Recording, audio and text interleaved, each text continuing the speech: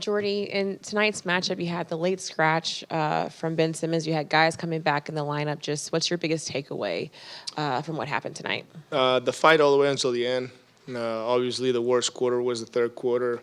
And actually, it was like the 6 minutes. It was a 27-7 run. That's where we lost the game. But not giving up and keep fighting until the end, that's what I wanted to see. I think forcing them to call timeouts at the end and the resiliency and fight, that's why I'm proud of the guys. And yes, we do have to get better because, like we forced 22 turnovers for 29 points, which is impressive. We were even in the made free throws, and we won the second chance. So you usually should be able to win the game. It just comes down to us in transition and the 2v1s and, finishing, making the right play. And, I want our guys to be confident. We'll work at it. We'll watch it, and we'll be better. So I love the fight, the togetherness, what we were about. It was not perfect, those things that we need to be better. But, really, really proud of the group. You mentioned how tonight was also special because it's Vince Carter jersey retirement night. What was it like to watch his number go up in the rafters, especially watching it with your kids? It was very special because it's part of history, right? Is a player like him is only going to play once, and in my lifetime, but also we'll never see somebody like him again. I was able to watch him play and play against him. Be part of his jersey retirement. That means a lot for the organization.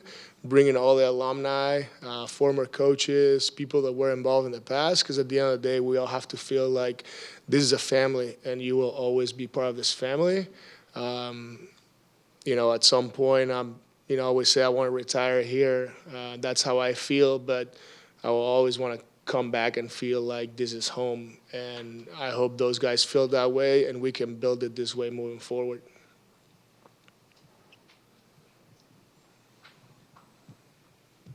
Jordi, with Ben, did the back soreness pop up in warm-ups, or when did that sort of become an issue, and is that a concern for you moving beyond tonight? Probably is a question for him on when, but obviously I was told before the game that he had some lower back soreness, and he was out, so that's probably more of a question for him, but that was what it was. And like I've always said, with Ben and everybody else, we'll prioritize their bodies and their health, and that was the right thing to do. He was not good to go, and we went out there to fight with those 9 guys, and they did a great job. Could you sense, I guess, some different rhythm, or just the presence of D'Angelo back? What kind of difference did that make offensively tonight? I mean, it helps, especially like you saw that performance in the first half. He was playing pick and roll, making shots. He's a problem for other teams because of how good of a ball handler, and he can score, but also he can play make. He's very smart. He sees the game, sees the floor, so it's an advantage for us.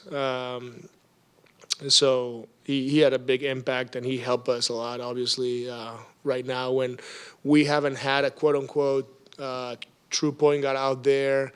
We still have found a way to fight and get into our stuff, but it's easier when we have Ben and D'Lo because they're that's their job. You were tied in the third quarter at one point. What were they doing afterwards that made it? Yeah, I think it was self-inflicted. Like I said, it was a 27-7 run, and they scored 10 fast break points. They beat us by 10 that quarter, and we lost the game by 9. So if you think about the fast break points, it's either you're not getting back because you turn it over, which our turnovers are 15 for 11 points, or you miss shots at the rim because a lot of missed rim shots feel like turnovers because it's easy to run out of those shots. And that's where, I thought that we had a little bit of consecutive mistakes. It's okay to make one, but when you compile 2 or 3 in a row, it's where runs happen in the game of basketball. And it's where we lost the game. But again, the resiliency and the way to fight back and keep fighting and win the fourth quarter by 5, all those things, we'll learn from it. It's our job to help the guys. Obviously, I'm part of, those turnovers and not being able to finish, and we'll be better. Tomorrow's a day to work. Pre-game, Vince was in here and he was talking about how as a broadcaster, he wants people to understand the importance of playing hard and how important that is to building something long term. When you talk about being proud of the guys playing hard, is that, when you think a little bit longer term, is that the main thing that you kind of reflect on, the character and the energy of the group when you think about what you're trying to accomplish here in the long term? Yeah, I think what we're trying to do is build winning habits. And when you're doing something that you're not used to do, you have to think about it because you're not used to do it. But then when you all of a sudden do things consistently every day, you don't even have to think about it because that's what you do. Right now, I think we're building this identity and these winning habits, are going to be part of who we are in the future. And if it's not successful in the way we play, it's my fault.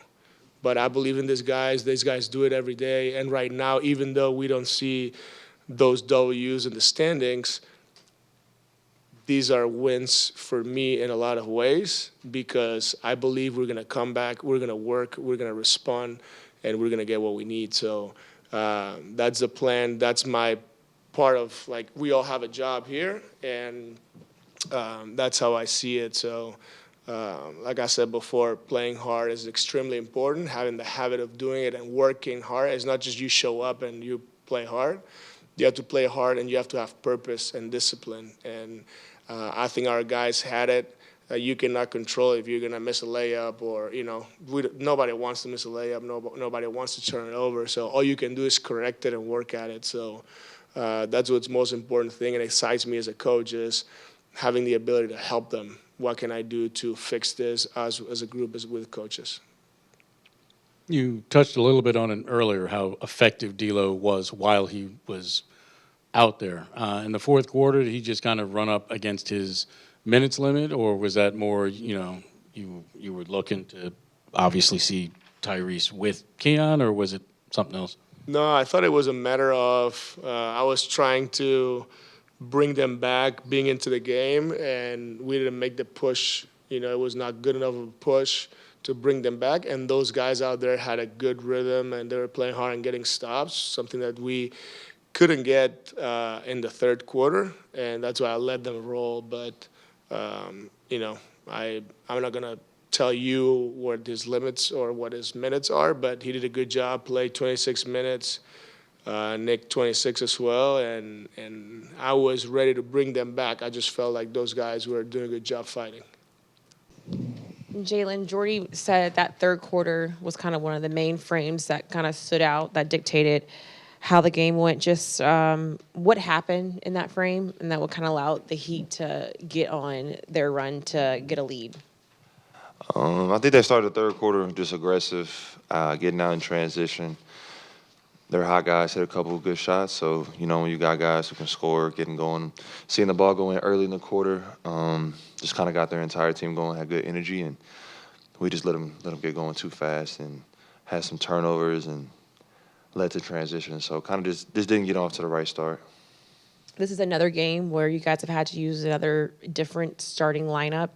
For you guys, I know you guys have had to do it throughout the entire season, but how is that balancing it, especially during the game as you guys kind of find a rhythm? I mean, we all preach that the next man up kind of mentality. And so we all just understand that it's going to be nice where the lineup will be this and it'll be that. But what we put out on the floor and how we play needs to remain the same. And that's what we try to do every single night. I felt like we started the game really well, had good energy. And, throughout the game, we had different lineups as well. So just playing off of each other, playing the right way, and always just focusing on what we need to do to play the right way. Jalen, I think you finished with the season-high 9 rebounds tonight. Was there anything specific that went into that? And just as you sort of progress and keep developing here, how important is that, layer to your game? Just trying to crash the boards. They started with two bigs and had good length and size. So I know that was a game that we're going to have to crash and be aggressive on the boards just to get out in transition. And that was just kind of a mindset I had today to attack the glass. And I need to just continue to do it to help my team. Because when we all crash, we get out in transition, or we look good, and just continue to focus on that. When you kind of look at what you want to become in this league, do you sort of feel like that, like nearing a double-double every night, like kind of that 9-10 rebound range, do you kind of feel like that's kind of where you want to get to eventually, where you're pushing that every night? I mean, I know I can rebound, and I just got to go out and do it. Obviously not every game is going to be a high rebound game, but just having the mindset to be aggressive on the boards is definitely something that I want to have always, because it helps the team. When everyone's rebounding, whether it's me, Ben, Noah, whoever it is, because we get the rebound, we can get out in transition, and it starts our offense. So I think that it helps if we help out Dayron and Nick when they're on the glass, and just continue to get better at that. Jordi said he was happy and he was complimentary of the fight that you guys showed towards the final buzzer, and he's said that in numerous games in recent weeks. But what has the message been like from the coaching staff? Obviously you guys have had a lot of injuries and lineup inconsistencies, but while these losses have started to pile up, just what has the message from the coaching staff been like? Like you said, just to fight. Understanding that no game is done until it's over. Even tonight with how we finished, there was a small little gap where we could have even extended it more. Obviously, it didn't happen, but just continuing to fight, play the right way, understand that we're building and we're trying to get better every single night. And as long as we have that mindset to get better and to compete every single night, obviously you're not going to go undefeated, but you want to win every game. And when you don't, just got to rely on learning from what we did wrong, learn from our mistakes, and apply it to the next game. How did they play different from the last time you played them in December? As far as different, I think, their size obviously was different. I think that third quarter we started off with some turnovers in the paint, which led to them getting out in transition.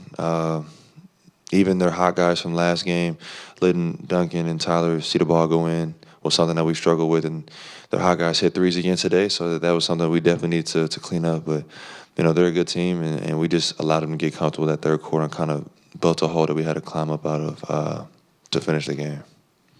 Jalen, not sure how much you've gotten to interact with Vince in your time here so far, but just your thoughts on kind of seeing the whole ceremony and what he means to the franchise. No, Vince is great. When he's doing the games, when we check in or see him around Barclays, I always try to say what's up and show him love. As a kid, it was some of the coolest things to see his dunks and to see the way he played. And now being here is super cool to be able to talk to him, just get to meet him. Obviously one of the best players to ever do it, and super cool to see his jersey go up. I've never seen that happen, and it's an NBA legend. So to see everybody come support was super cool, and he means a lot to this organization.